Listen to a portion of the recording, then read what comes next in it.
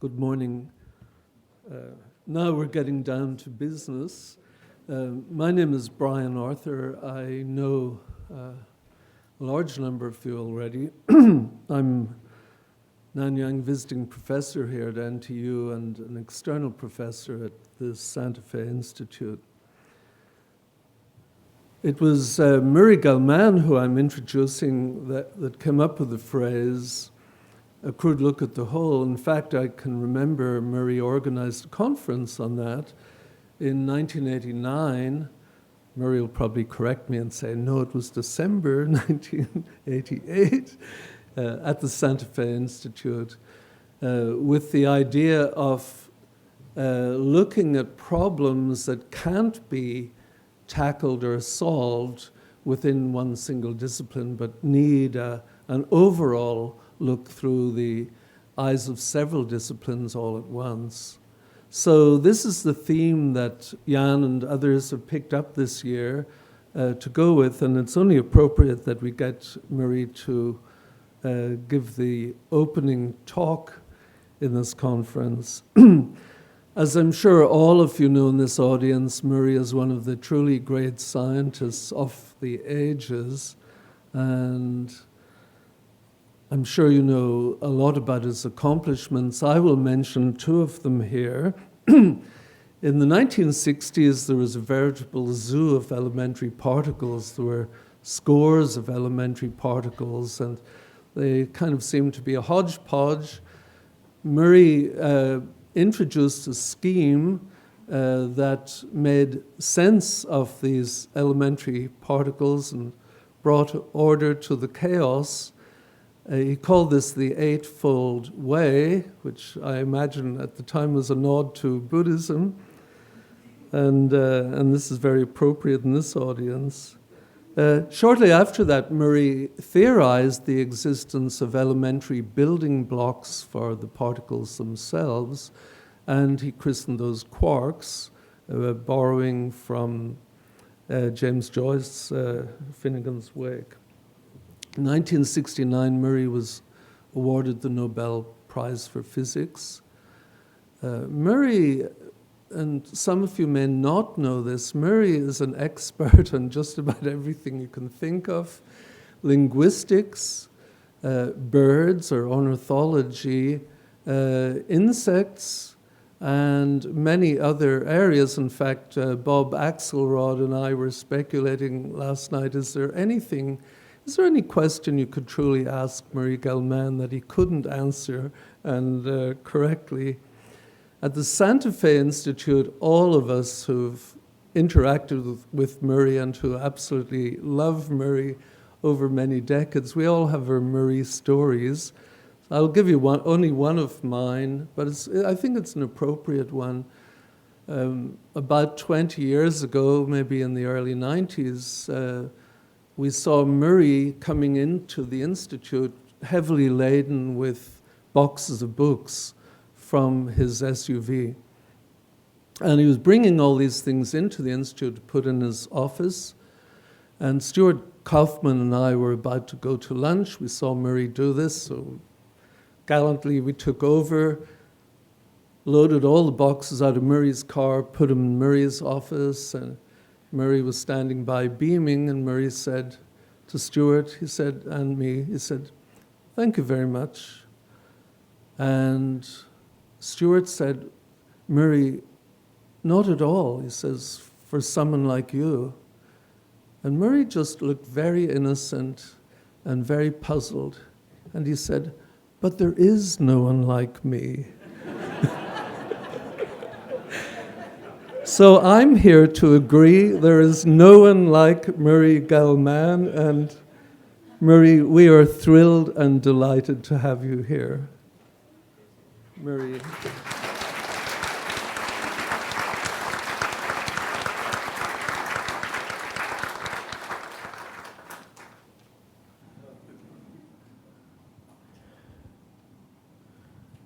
It's a pleasure to be able to discuss with this distinguished group the idea of a crude look at the whole. I gave the talk with that title some years ago, under the auspices of the Pardee Center for the Study of the Longer Range Future at Boston University. There was a conference on the topic Looking Ahead, and I was asked to give the keynote talk at the dinner. And I should like to begin today by expanding on that, the title of which was A Crude Look at the Whole. Many of the points that I treat here were discussed in my book, The Cork and the Jaguar, which I'm glad to say is still mostly relevant, even 19 or 20 years after publication. Over the years, I've organized some meetings devoted to aspects of the longer range future, and I've seen how difficult it is to get most intellectuals to discuss future situations that are significantly different in some way from what we've already seen in the recent past or the present. As an example of reluctance to consider big changes, we might take the widespread failure to believe that the Soviet menace came with an early expiration date. Usually, the intellectuals to whom I refer end up talking not about major departures from present conditions, but rather about relatively small ones. Now, that's not a bad thing to do, but it's not what we mean by peering into the longer range future.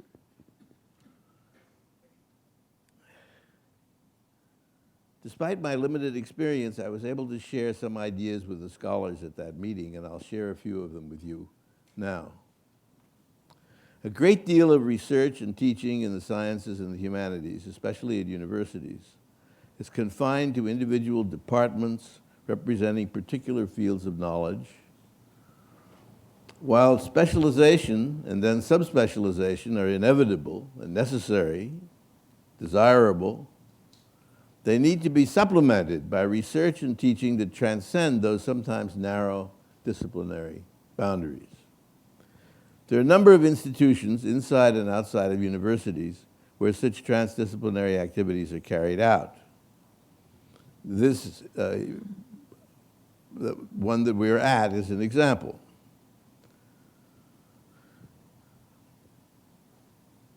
In particular, as most of you know, the Santa Fe Institute, which I helped to found 20 years ago and where I now work, is devoted entirely to such activities. There, the study of transdisciplinary problems by self-organized teams of people, originally trained in many diverse specialties, is the rule rather than the exception. Similarities and connections among topics in very different fields are recognized and exploited. The participants may have started as experts in subjects from the physical sciences, the life sciences, social and behavioral sciences, history, or the other humanities. They take part in discussions of all sorts of topics. Each team does include, of course, at least one real expert in the subject matter, particular subject matter under consideration. If nobody knows anything, you don't get very far. I've often spoken in public about the need for such research and about institutional arrangements for getting it done. And what I have to say this morning may sound similar, but it concerns a very different topic. So one has to listen very closely to hear the difference. That topic has to do not with academic disciplines and pure research and teaching, but rather with subject matter in policy studies, especially broad policy studies concerned with the whole future of the human race and of the biosphere of our planet, including the other species with which we share that biosphere. And here is the point, the difference. In considering any very complex system, we naturally tend to break it up into more manageable subsystems or aspects defined in advance, and to study those more or less separately.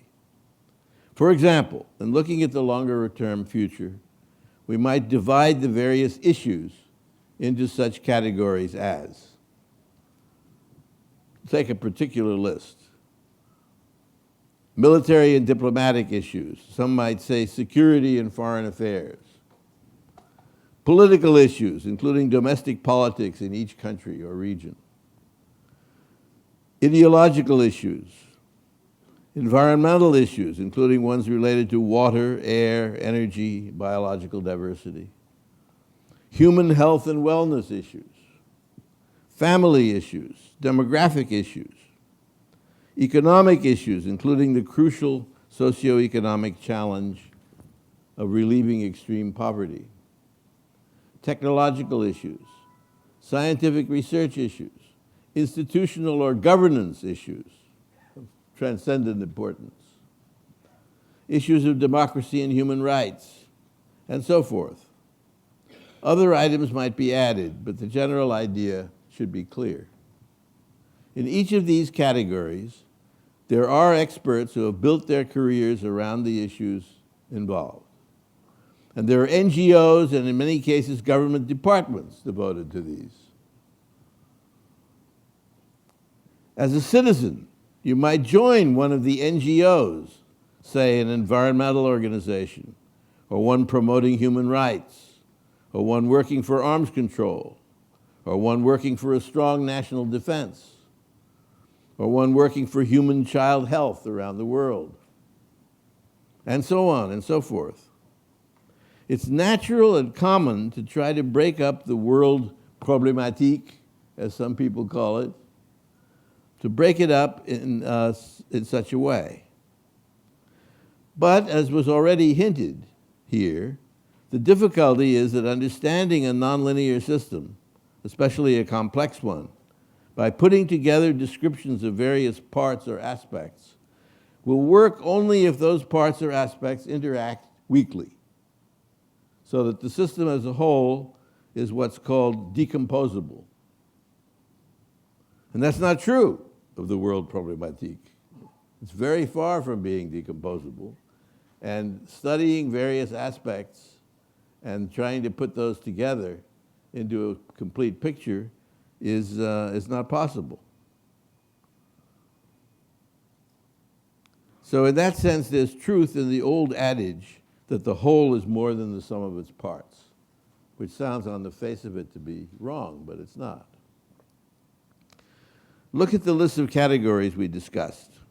Can we really separate environmental issues from those involving population growth? I'll answer it, no. Can we consider these in isolation from technological change or from economic policy? No. Can we think about the attempts to alleviate extreme poverty without considering the unwise, environmentally destructive projects that are sometimes carried out in the name of that worthy cause? Can we discuss issues of global governance without considering politics in the various countries and regions? Or without treating the competition and conflict among different ideologies?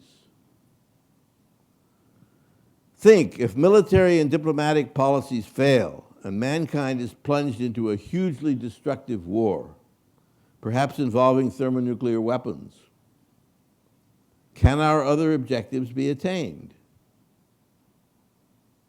Of course not. Isn't economic growth threatened by the widespread prevalence of fatal or debilitating diseases? Can we separate off questions about democracy and human rights? Again, no. And what if democratic processes bring to power elements of society hostile to human rights and to tolerance, or ones that favor environmental destruction or aggressive war? All of that can happen.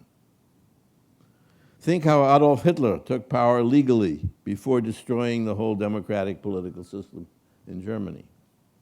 Or think of Klement Gottwald in Czechoslovakia. Remember, some people make fun of naive idealism about elections with the slogan, "One man, one vote, one time." So while separate consideration of the various aspects of the world situation is necessary and desirable, it very badly needs to be supplemented by integrative thinking. that not only puts together the studies of various aspects, but also takes into account the strong interactions among them. We have to get rid somehow of the widespread idea that careful study of a problem in some narrow range of issues is the only kind of work to be taken seriously. It's really a widespread impression. Integrative thinking is relegated to cocktail party conversation. Well, that really has to change. We face that situation in a great many places in our society, including academia, most bureaucracies. Some of my remarks on this subject were quoted by Tom Friedman near the beginning of one of his books. I think it's the one called The Lexus and the Olive Tree. He came to a similar conclusion through his career working for the New York Times. He was assigned to cover first one set of issues and then a different set and then a third set. Each time he was reassigned, he observed that what he was covering was intimately connected with what he had been studying earlier. No one had told him that that would be so.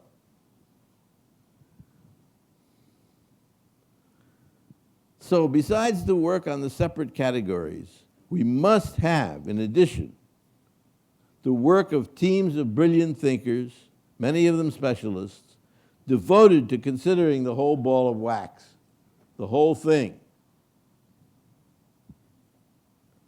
It can, of course, be argued that this is too big a job for any group of people, no matter how talented or erudite, to do really well. And that's true. Of course, such an ambitious aim can be accomplished only crudely. And that's why I refer to it as taking a crude look at the whole. If we insist on perfection, the whole thing is doomed from the beginning.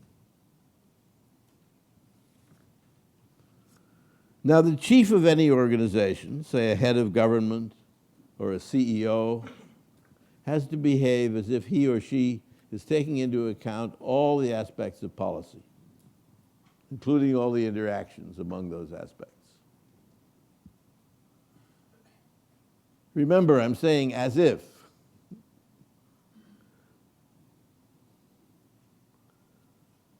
It's not so easy, however, for the chief to take a crude look at the whole if everyone else in the organization is concerned only with a partial look. Even if some advisors to the chief are assigned to look at the big picture, it doesn't always work. Here's an example. Some years ago, the CEO of a gigantic corporation told me that he had a strategic planning staff to help him think about the future of the whole business. But that members of that staff suffered from 3 defects. 1, they seemed largely disconnected from the rest of the company. 2, no one could understand what they said. 3, everyone else in the company seemed to hate them.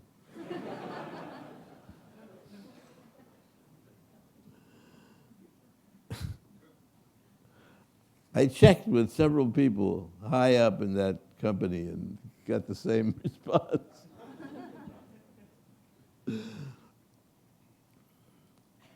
For an integrative effort to succeed, some kind of simplification is naturally required. Certain things have to be treated in a cursory fashion and others in more detail. But that process, what physical scientists would like to call coarse graining, cannot be accomplished through the categories established in advance. It has to follow from the nature of the world system itself. The necessary coarse graining should rather be discovered than imposed. Think of the relation between weather and climate. It's a fairly common thing to consider, but I'm not sure that people really are aware of what they're saying when they talk about weather and climate. No clear results will follow from trying to examine the weather at each little place on Earth and each short interval of time, while neglecting the strong interaction with other phenomena. But much can be learned from a study of weather suitably averaged over space and time and treated along with such things as ocean currents, the nature and quantities of atmospheric pollutants, and the variations in solar radiation. Such a study of climate can be immensely rewarding. But it's essential to find the right coarse graining of the weather and the other phenomena for obtaining a useful definition of climate. We needn't talk only about policy studies. Integrative thinking can be promoted by thinking about history and prehistory in ways similar to what has just been recommended for policy studies. In fact, they sort of go together, and reflections on history can be very useful in considering what to do about policy. One trend that's encouraging is the increase in popularity of big history on a world scale. Instead of laughing at it as ridiculously what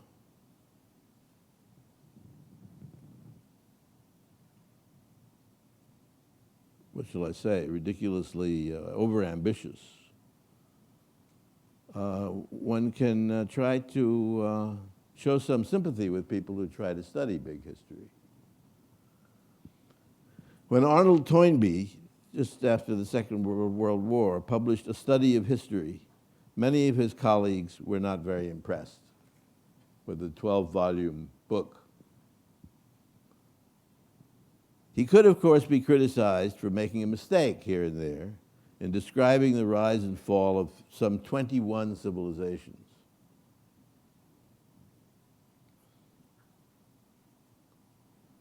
And he could be lampooned for implying that it was all leading up to the founding of the Anglican Church. That's perhaps going a bit far. But wouldn't it have been more constructive to help correct his errors, large and small, and try to build on his pioneering effort rather than merely making fun of it? I don't mind making fun of it, but one should be able to do something else as well. I like to think that nowadays some critics might be more charitable. Another encouraging trend is the increased tolerance these days of contingent or what-if history, including counterfactual history. And you see now, what you didn't earlier, very serious, respected historians engaging in the study of counterfactual history.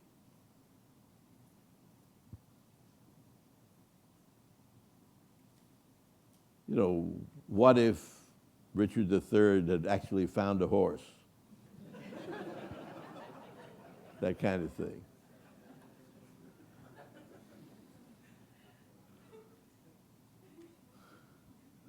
Alternative scenarios for the future are like a branching tree, with major branchings at the special points where chance has a huge effect or important transitions occur.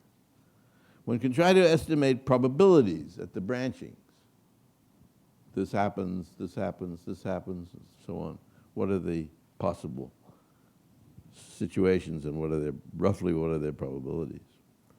Does thinking about such structures help us to identify occasions of great policy leverage with respect to the future? Well, I like to discuss many of the issues facing the world under the rubric of sustainability, one of today's favorite catchwords. It's rarely defined in a careful or consistent way, so perhaps I can be forgiven by attaching to it my own set of meanings. In the spirit of Humpty Dumpty. Remember, he used to pay off words on Saturday night for meaning what he wanted them to mean. They would all come crowding around on Saturday night for their pay. In that way, he established control. Broadly conceived, sustainability refers to quality that is not purchased mainly at the expense of the future.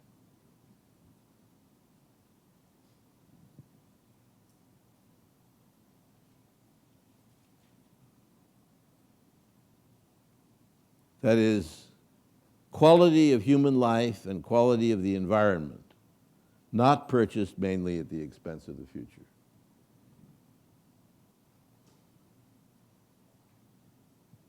I use the term in a much more inclusive way than most people, paying correspondingly on Saturday night.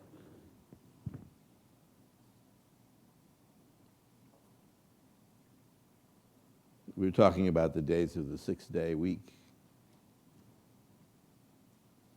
Only Sunday was off. But I use the term in a much more inclusive way than most people. Sustainability is not restricted to environmental, demographic, and economic matters, but it refers also to political, military, diplomatic, social, institutional, or governance issues. And ultimately, sustainability depends on ideological issues and lifestyle choices.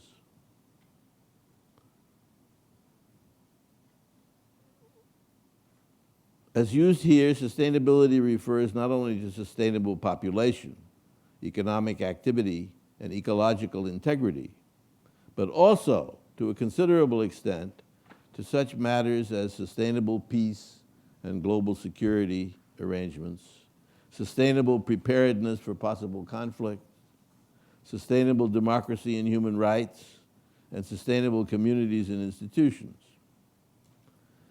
All of these are closely interlinked. In the presence of destructive war, it's hardly possible to protect nature very effectively or to keep some important human social ties from dissolving.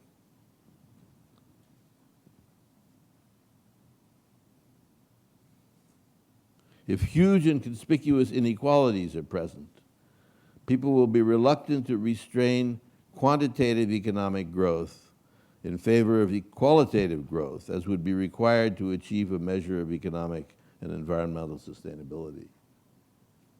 Let me say that again in slightly different words, because it's not something that people emphasize very often. I claim that sustainability is intimately tied to the notion of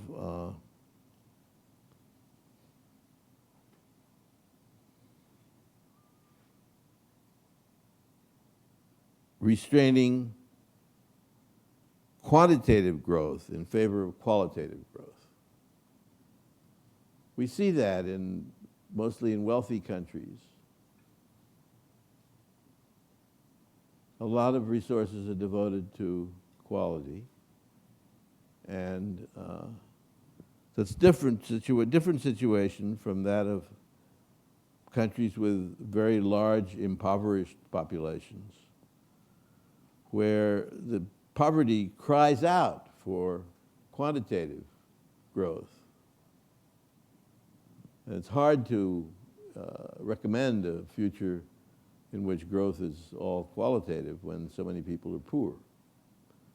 But as countries achieve a certain degree of economic success, they can better afford to divert resources from quantitative growth to qualitative growth.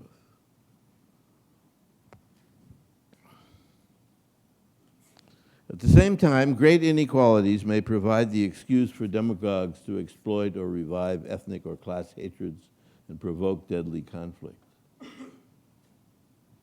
In The Quark and the Jaguar, I suggest that studies be undertaken of possible paths towards sustainability in this very general sense during the course of this century, 21st century, in the spirit of taking a crude look at the whole. This goes beyond trying to estimate the probabilities of various likely scenarios in the future.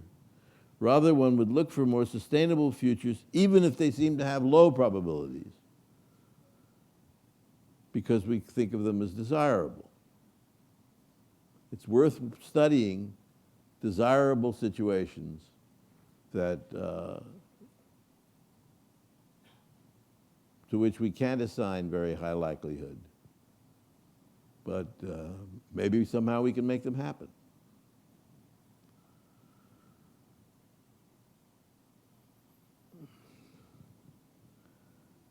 I like to employ a modified version of a schema introduced by my friend James Gustav Gus Speth,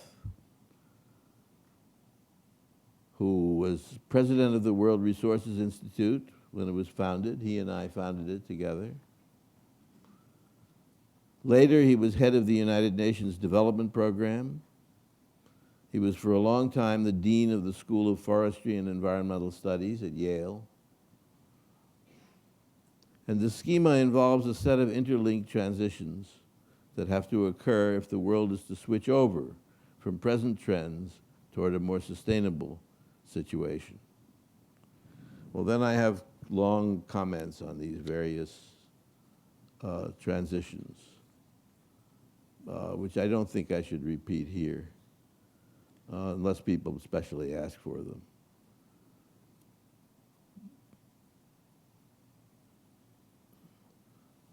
But I can mention some of the names of these transitions. The demographic transition to a roughly stable human population worldwide and in each broad region.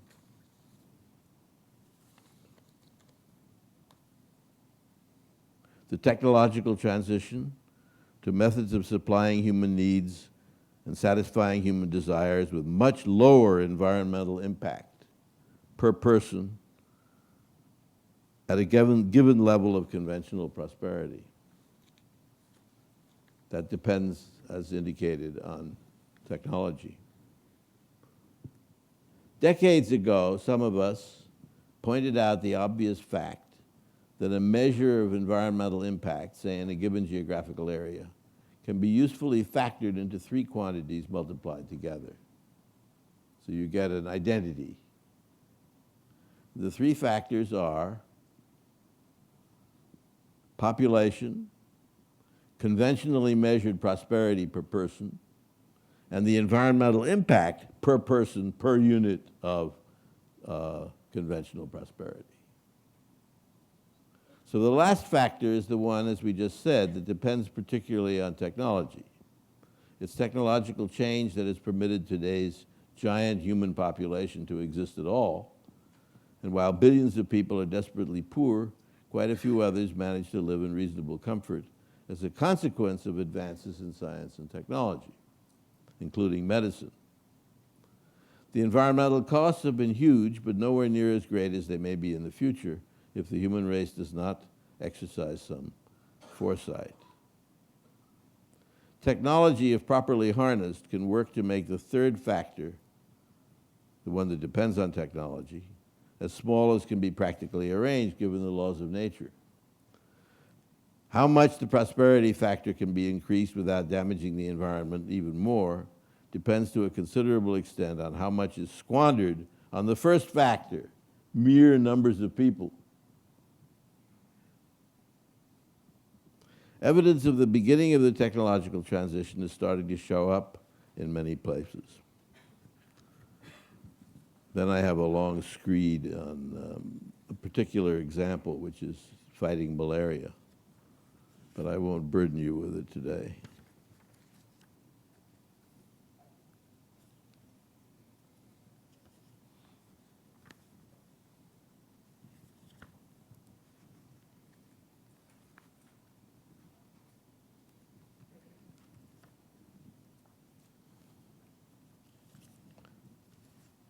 In fact, yes, here we are. The economic situation, the economic transition, to a situation where humanity is not living so much on nature's capital, but mainly on the interest on that capital. That's very important. Let's live on nature's interest, not nature's capital. Imagine a visitor to a little New England village who notices an old man walking down the street, a man whom everyone shuns. Children run away at his approach. People cross the street to avoid meeting him. The visitor asks his host, "Who is that? And why is he treated that way?" The answer is, "Oh, that's Eustace Barnwell. He dipped into capital."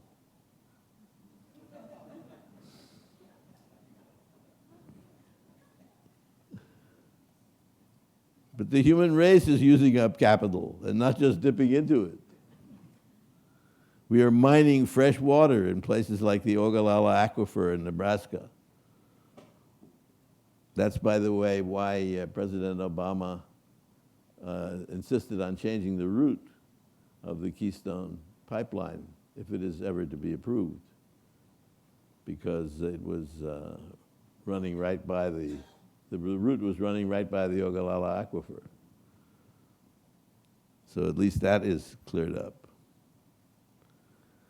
We're wiping out gigantic forests at an almost unbelievable rate. We're depleting many of the world's fisheries. We're using up clean air by polluting it.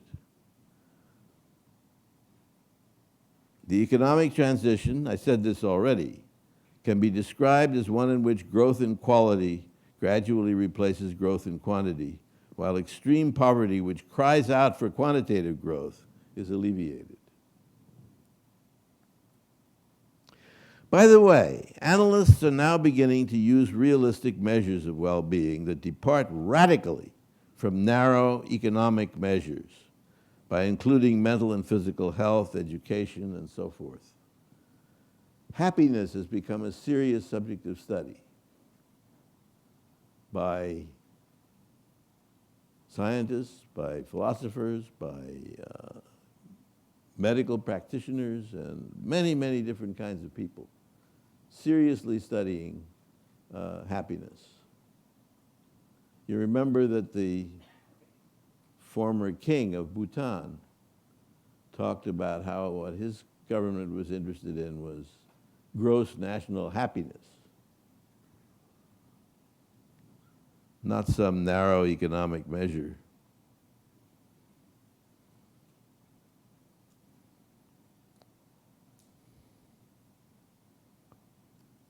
Some of us are thinking of sponsoring a conference here in a year or two on happiness, looked at in the modern way.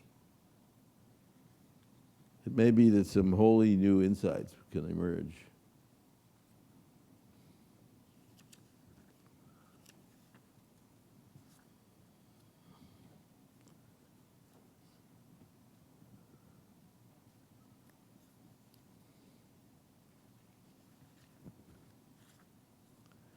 Well, I think I will leave the rest of these transitions to our discussion. What I wanted to do with this introductory talk was simply to get us into the general field. The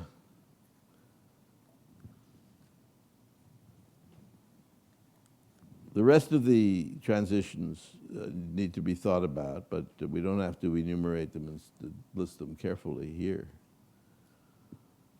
What we should do, though, is look around the world for some examples of people trying to study aspects of a crude look at the whole. What kind of progress is being made on that important task? Are there places, are there schools of thought, are there universities, are there businesses, are there arenas somewhere where the crude look at the whole is being taken? Are there groups of people who are taking a crude look at the whole seriously, especially in connection with sustainability in the broad sense?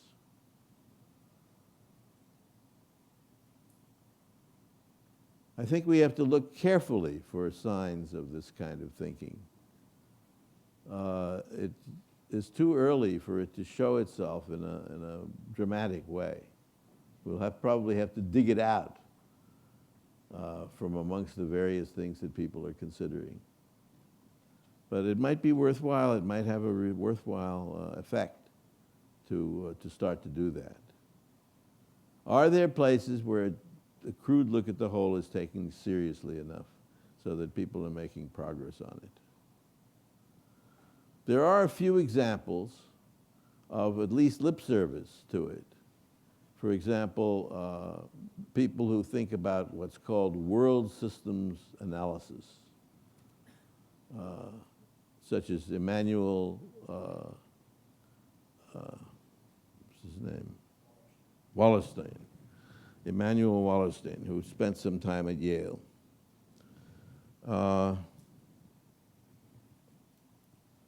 Another man named Richard Robbins.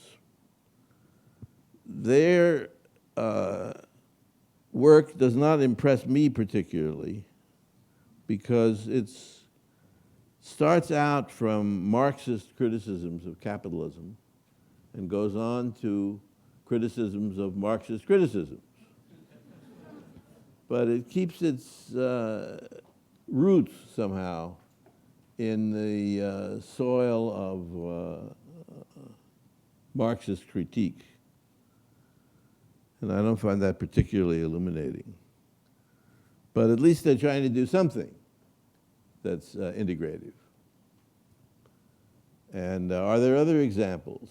What about world modelers? I understand there's a whole class of people who are thought of as world modelers, but I'm not really familiar with what they do.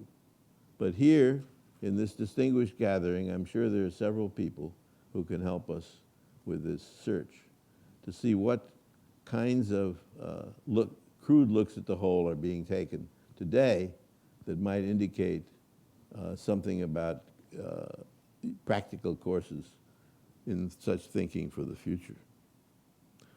Anyway, either before or after a short break, let's see if we can find indications, examples, trends, thoughts, anything that might indicate that we're getting closer on some front or several fronts to taking a crude look at the whole. Thank you.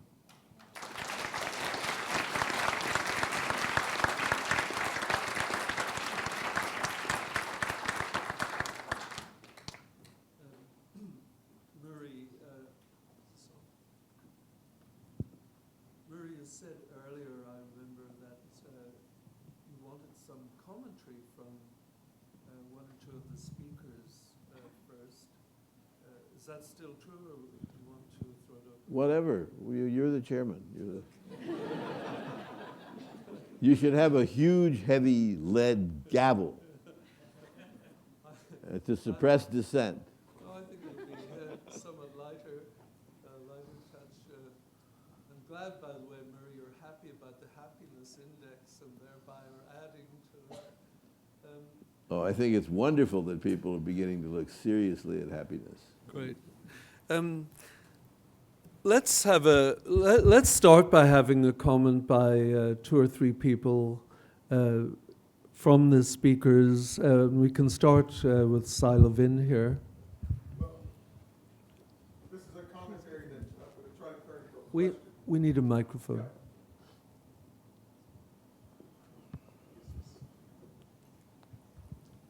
Okay. I have a comment that then I... Cy, would you mention your affiliation? Simon Levin from Princeton University and the Santa Fe Institute. I have a comment that I'd like to turn into a question. First of all, Murray, I've had the pleasure of listening to you many times over the last 20 years or so, and I actually think this was the most inspirational. I really enjoyed your comments, and it inspired me to ask you a question. You emphasized in various ways the importance of uncertainty in thinking about weather prediction. For example, in thinking about Eustace Barnwell, really, and why he probably dipped into capital.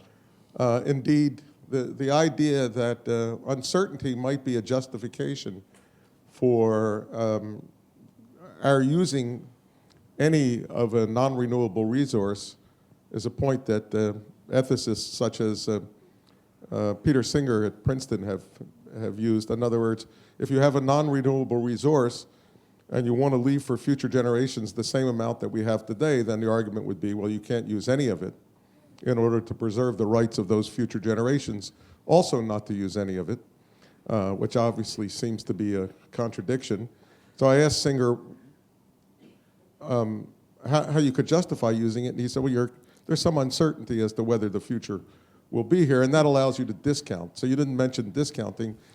No, in the book I do mention it. I get furious at the idea of discount rates, discounting the future by gigantic factors.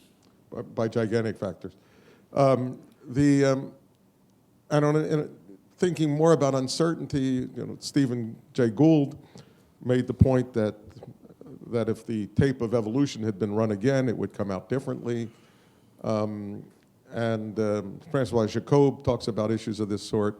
And indeed, it's not just a quantitative difference, it's a qualitative difference, as Brian Arthurs told us about path dependence in economics. So that implies to me that we have to accept, and I'm sure you'd agree with this, that there are limits to predictability. And I'm interested in what you think that implies about the way we manage the future. It seems to suggest we have to have a trade-off between trying to determine what's the optimal future and trying to take a path which minimizes the chance of something really terrible. In other words, we have to trade off optimality versus satisficing in some way as we think about the near-term and distant future. So I'd be interested in your views as to how we resolve this trade-off about the best versus the satisfactory. Well, I think you've eliminated the question already in what you just said. There is this question, though, that always will be there of balancing intergenerational equity and intragenerational equity. In other words, do we worry a huge amount about the existence of extremes of wealth and poverty, or do we worry more about preserving something for the future? Those need to be balanced somehow, and as you hinted, and it's not so easy to make the decision for every particular analysis. Right. So one issue that you've hit upon here is what's sometimes in the literature called prosociality. How much do we care about others? How much do we care about our own children?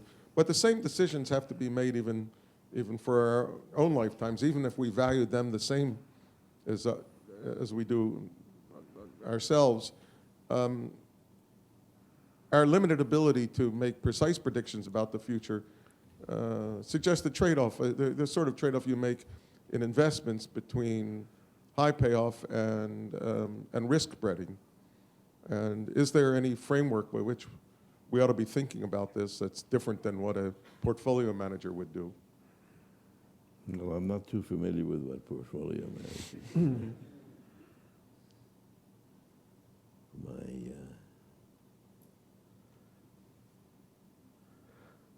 I don't contribute much business to portfolio managers for lack of capital. Yeah. Bob Axelrod, Well, just to, University of Michigan. thank you.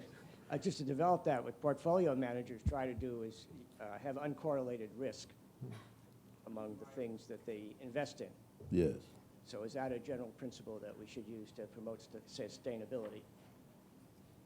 Yeah, because you want things that are at least as much as possible independent of one another rather than piling up in the same direction. Decomposable was the term you used. Yes. No, that's different. That's different. Decomposable means that that you can separate them out from one another. Right, decomposable implies a degree of modularity that is a way to buffer the system against risks. It was the lack of decomposability that in large part led to the economic financial crises of 5 years ago, that the system was too interconnected, not so that the risks were not uncorrelated. That's true. No, that's quite correct. Murray, I'd like to get you talking about something a little broader. So far, the whole discussion has been about the benefit of human beings, but we're one species only among many, many species, and you're someone who thinks a lot about I other certainly species. think that way, yes. Good. What do you have to say about the benefit of all sentient beings, if you want to put it that way? Well, I make a big fuss about all of that, saying I don't know where our human tendency comes from to divide up into little groups that don't get along and sometimes get violent with one another. Is it something that was at one time adaptive and evolved tens of thousands of years ago? Or is it completely dependent on social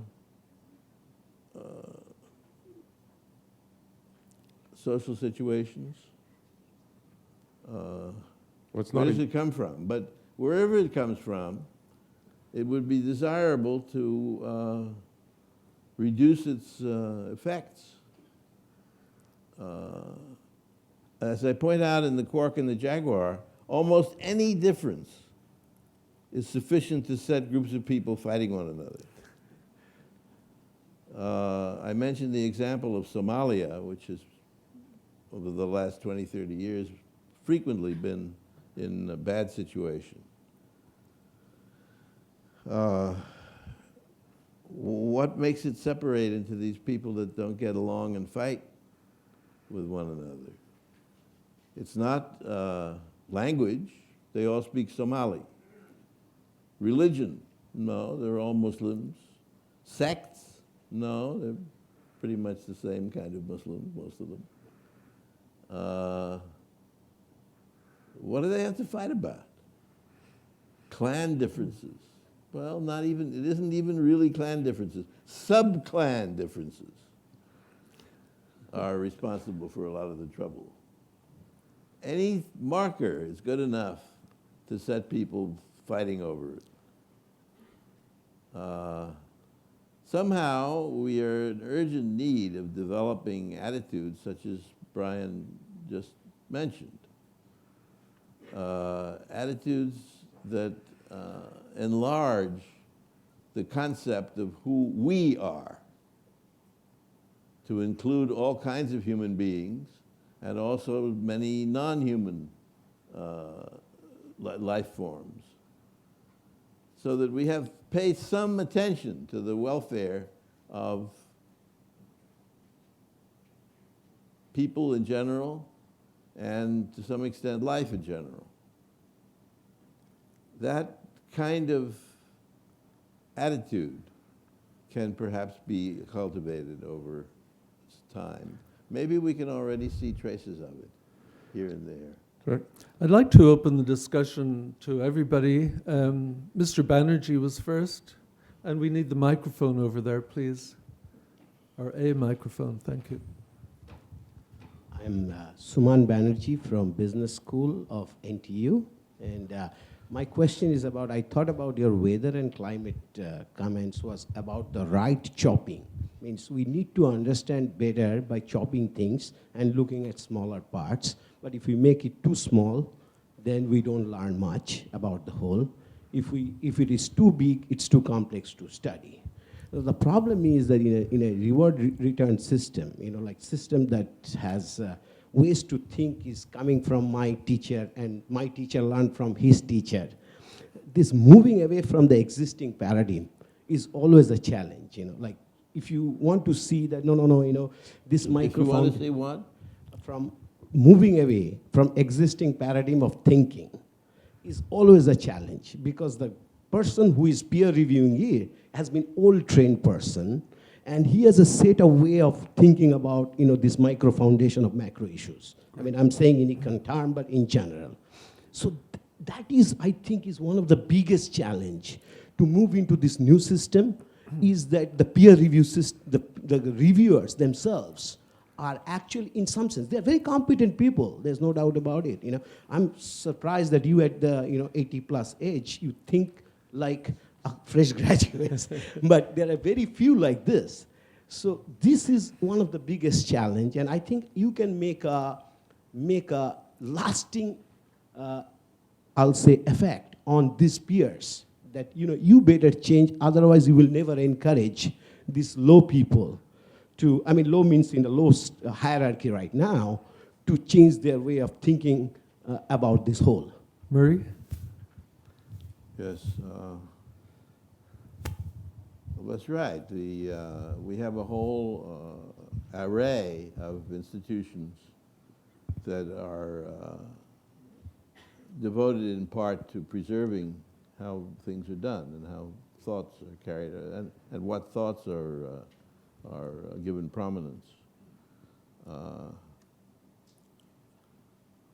We have departments, we have textbooks, we have curricula, we have entrance requirements, exit requirements, a whole set of conditions that make it very difficult to innovate. It's true. And the innovation itself is risky. You have to make sure that you know what you're doing. Sometimes innovations can be sold, oversold, and actually be harmful. So it's all very tricky. But I don't think we'll get anywhere if we don't try. So trying is a big part of it. Professor Guanning Su?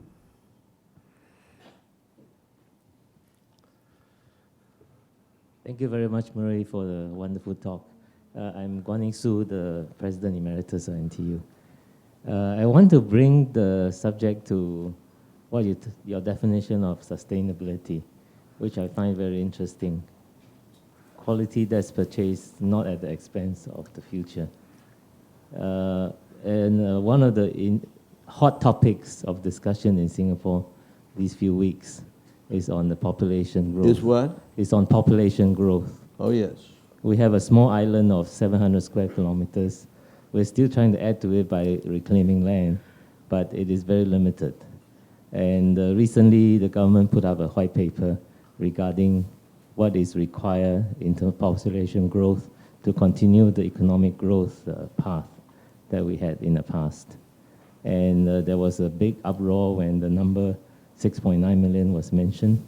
We're right now at 5.3 million. So I'm wondering whether there's something that academics can do to help model the situation and help government come up with thoughts about how to do this in a sustainable way, because a sustainable growth for Singapore has to take into account that we're not going to grow too much in land area.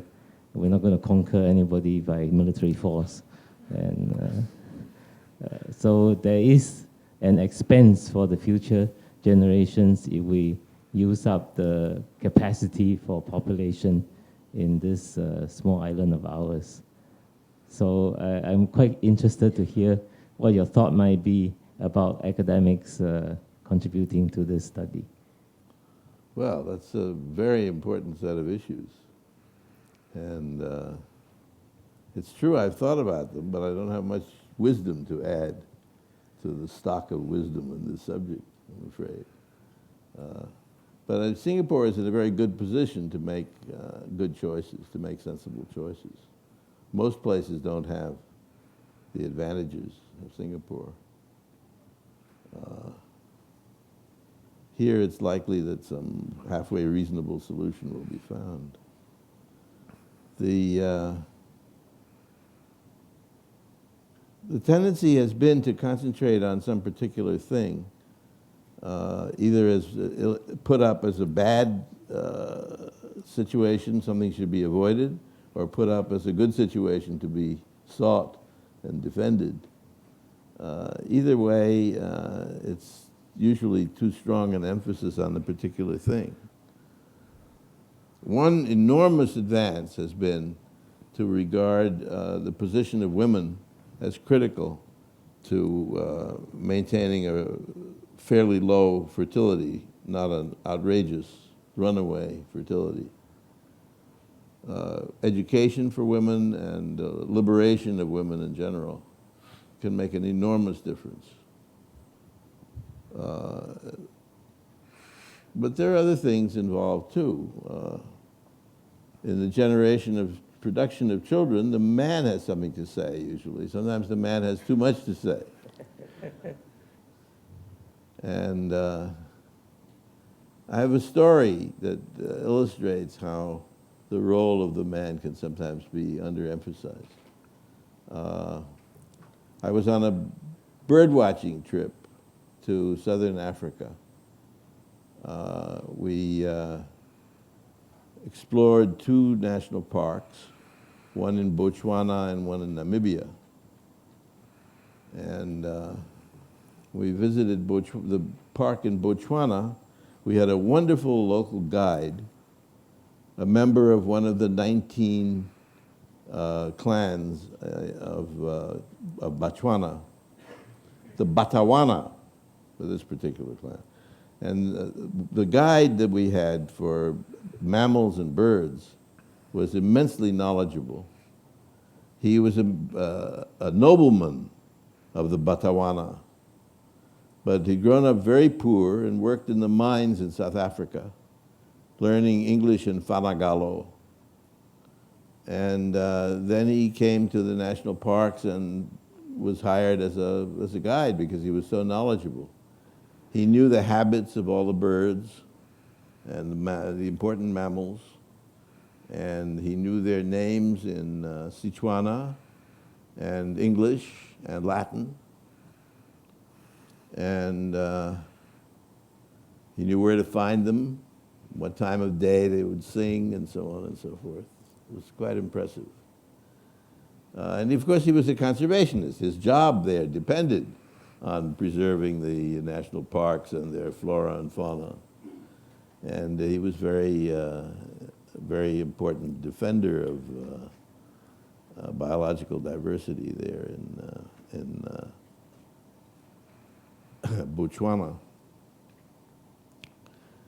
I was there with Lydia, who was my girlfriend at the time. And Lydia wanted to make friends with these various local people. And she talked with the guide. He was called the Mutupe. Mutupe is a title. The Mutupe. And she talked with him about children and wives and things. And he said, yes, I have 7 children by 3 women who live on the outskirts of the park. And I've agreed to pay the school fees for all 7 of them. And she said, well, that's very good situation. Glad that you're doing that. How many children do you have? And he said, well, I told you I'm supporting 7 by 3 different women who live right here near the park. And Lydia said, yes, but how many children do you have altogether? And he said, well, if I had to guess. And she was acquainted with physicists, so she knew about guessing. She said, well, yeah, guess, go ahead and guess. He said, well, if I had to guess, I would say 50. That's the leading conservationist in the area. Wow. Irony noted. Please. Jan Koster-Duke, NTU and Karolinska Institutet. I'm glad you raised the question of women because I was feeling that this is definitely something that has been missed in a crude look of the whole. And I was actually quite surprised when I looked at the complexity community listed here. It's about 95% male. And if you look around here as well, it's a very dominant male society. And you've already identified several of the ways in which women are impinging very strongly on the future, not least the dramatic changes in fertility rates here in Singapore, in Japan. Isn't this something that we need to more actively incorporate into our understanding of the driving forces of the future? Yes, of course. That's what I was saying to some extent. I think it's very important. but also to include it among those working with complexity? Or is there Well, some particular aspect of this the that was... distribution of specialties is a very difficult question to embark on. It leads to lots of arguments and problems and troubles. And as you've seen people thrown out of high positions because of their statements on these subjects. It's very, very tricky business. But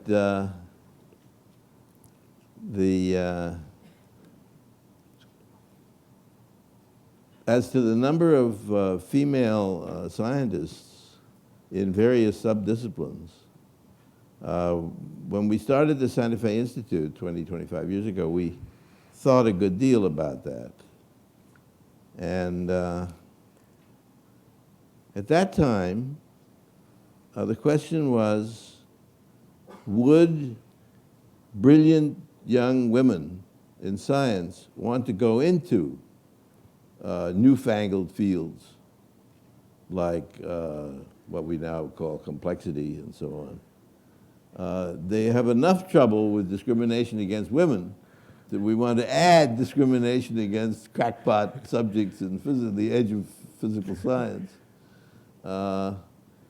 Probably they are wise not to go into these things in great numbers just yet. But anyway, all that seems to have fixed itself. I don't see any shortage of brilliant young ladies in what you call complexity and so on. And it seems to me they not only they choose such subjects, but they do very well in them. Well, let's hear from one of them. Hi, I'm Sheila Ranas from Walsh College in Michigan and the Project on National Security Reform in Washington. You asked for an example of a project that in fact is looking at the whole. We were tasked by Congress to assist in the redefinition of the national security system of the United States. And it was really shocking to those who became involved with the project that we in fact did take a true systems approach. And our recommendations to Congress, many of which have generated into many other projects, have included my work as chair of the vision working group of that group, and we're actually prototyping a decision support entity. We're calling it a center at the moment that will support decision making for the President of the United States. But it's going to look at a tremendous number of different tool sets that will include many complex science-based approaches, and we're currently looking for partnerships and scientists who will assist us in the standing up of this center. But it's going to be very heavily systems-oriented and very heavily complexity, science-based oriented, and we are incredibly excited about this project. Sounds great. Peter? Thanks. Hi, I'm Peter Sloot, University of Amsterdam and NTU. Murray, I have a question regarding your remark on world modelers. I think I consider myself to be one of those. And good, you found one. Now, one of the things that we always have to fight with is the following remark. It's about predictability. So one of the things why you want a model is actually to get a feeling of what the future will look like, no matter what we talk about, what topic we talk about. But we all know that, lots of stuff is not predictable. We know that the probabilities are very low, and they are, the errors are propagating, if you like, the further you look away into the future. So the question is, now, how do we defend ourselves in these terms? Because we find that many things that are being done now on predicting things are actually, they're diverging so fast that we cannot really predict. It's only very, very near future we can really predict things. And so that's one step, but then the thing that goes with that is the controllability. There's a certain arrogance in thinking that we can control the future once we know how, to some extent to predict it. So I'd like to have your opinion on this. I think this is a very fundamental aspect for any modeling, any future thinking, any decision support you're talking about. How can you, there's a certain arrogance in that decision support idea. I'm doing the same thing there, so it's also my research field. But I think this is a thing we need to address more deeply, and I would very much appreciate your Well, thoughts. I don't have anything very profound to say about it, but I've certainly thought about these issues and written about them a little bit. And it's hugely important to try, even in the face of all these discouraging circumstances, to try to guess probabilities for various future scenarios. And you have to do it with scenarios, and scenarios branch, of course. If this happens rather than that, then you go into a whole chain of things. Over here, you go into a different chain of possibilities.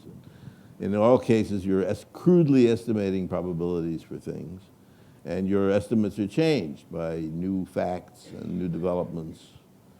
And you try to do the best you can to muddle through. And you can compare notes with other organizations, for example, the Shell Oil Company, which tries to make predictions about the future, and many other outfits, many of them quite skilled, actually, in thinking about different alternatives and their consequences, and the possible chains of events that are unlocked by current developments.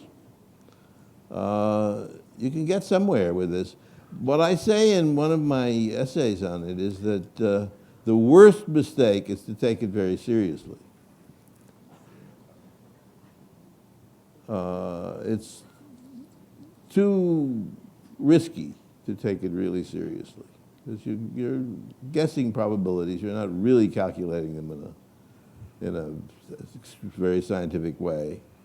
And you had better not place too much faith in the results.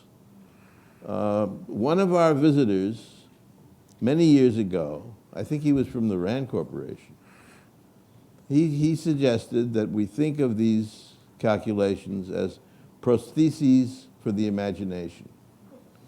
And I think that's the very best way to look at it. You try to equip your imagination with some relatively sophisticated tools for dealing with these chains of events of varying probability. Looking for places where serious divergences occur, where major branchings occur in the future. And those may also be places where action will make a huge difference. Look out for those, perhaps. Think about shifting sets of futures, depending on what happens. But all of it tentative, all of it regarded as prostheses for the imagination. That's the best we can do, I think. John Holland once called that flight simulators for the mind, if you remember, Yes. John. Yes, that's right. Brian, just a quick comment, and I think it's helpful to distinguish steering from prediction. I don't know where my car is going to be tomorrow, but I have layers, and in traffic I can steer a bit with a bit of prediction. If I'm going downtown, the prediction may because of a traffic jam or something, but steering seems to me to offer, and then these kinds of protheses can be helpful.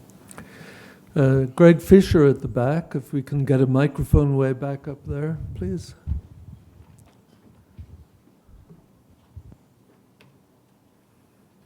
Thank you, Brian. As Brian will know, this has turned into quite a Taoist conversation. Greg Fisher, I run a little think tank in London called Synthesis, orientated around complex systems. Complexity theory helps me a great deal in making sense of problems, and many of the different sort of social and environmental problems lead me to a conclusion: we need to act collectively. Okay, and you see that kind of in multiple domains. We need to act collectively. But one of the main issues I have is the question of how do we do that, especially in the context of quite powerful political and economic ideologies which are quite anti-state. Do you have any thoughts on Which are anti what? anti-state? So Anti-state. post-Enlightenment kind of political and economics has evolved towards be quite liberal socially and economically, so therefore anti-state, anti-government. You mean these Tea Party people, for example? Is that? Yeah, exactly. Yeah, libertarian sort of thinking, but also social liberalism as well. Do you have any thoughts? Also what? Social liberals as well. Do you have any thoughts on sort of political ideology and sort of how complexity can help us actually act collectively together? Well, if these attitudes, political attitudes, were based on careful weighing of possibilities and careful concern for issues, that would be one thing. Another thing is people influenced by, I don't know what it is, by raging hormones or something. People influenced in ways that are not very rational.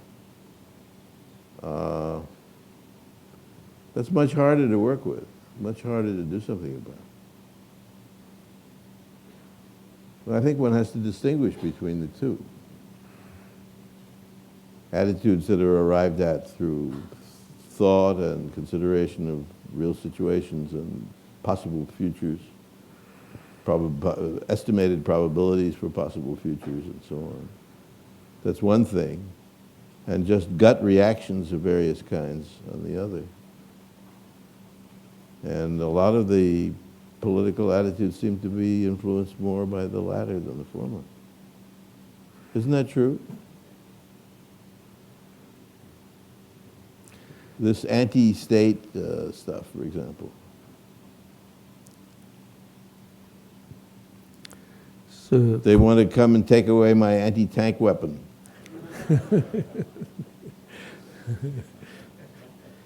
They'll have to take my they'll have to pry my frozen dead fingers off my anti-tank weapon.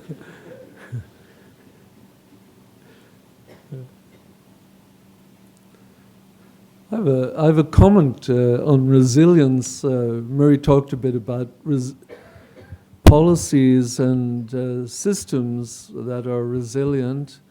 But if you think about flight simulators, rail flight simulators, they're all about making people resilient, that is, pilots resilient. You put them in many extreme circumstances artificially, and then you assure that beyond the bounds of most envelopes that they would face in actual flight, that they know how to respond and they're comfortable with a very wide range of responses. And when something extreme comes up in reality, they're not going to panic and they have a lot of resilience built in. And I'm wondering if I can entice Peter Ho, who's one of whose jobs here in Singapore is to think about the future, strategic futures for Singapore, if I could entice you to make a comment on all that's been said here, Peter. I'm putting you on the spot here. Not really, but I comment on what Murray said, which I agree with. I'll be kind of cannibalizing from my talk on Wednesday. But I think, it very much mirrors my own thinking about how we approach governance, because increasingly, because of complexity, complexity generates a lot of problems for governments, because the nature of the problems are what I call wicked problems.